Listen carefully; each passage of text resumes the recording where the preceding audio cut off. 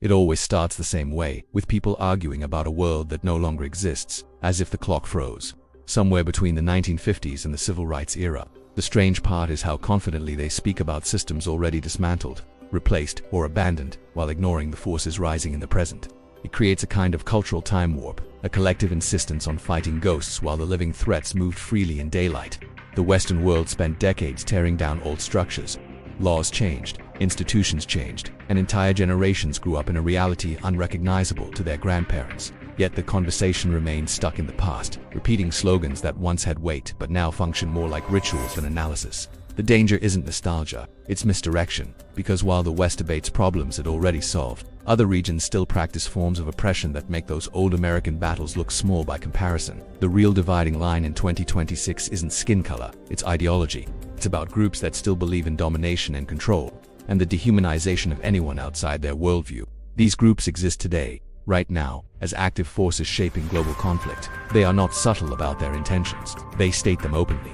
Yet the public conversation keeps circling the same outdated narratives, as if repeating them long enough will make the present less complicated. This is where the irony sharpens.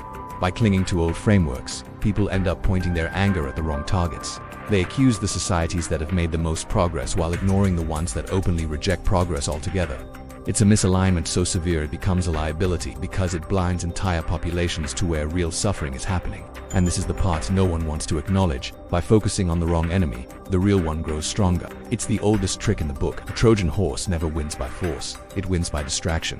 While people argue about yesterday's injustices, the groups that genuinely believe in subjugation walk straight through the gates left unguarded. They don't need to hide. They only need the public to stay busy fighting battles that belong in a history book. The pattern is global.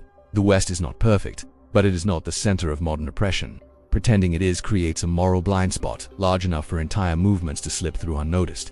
The world has shifted, but the conversation hasn't, and that gap is where danger grows. The tragedy is that the people most passionate about justice often become the easiest to mislead. Their intentions are good, but their information is outdated.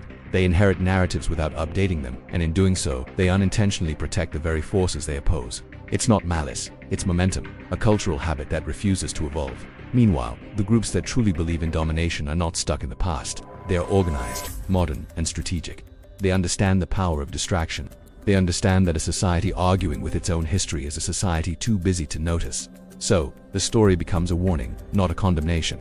A reminder that justice requires accuracy, not nostalgia. A reminder that the world of 2026 demands a new lens, one that recognizes where oppression actually lives.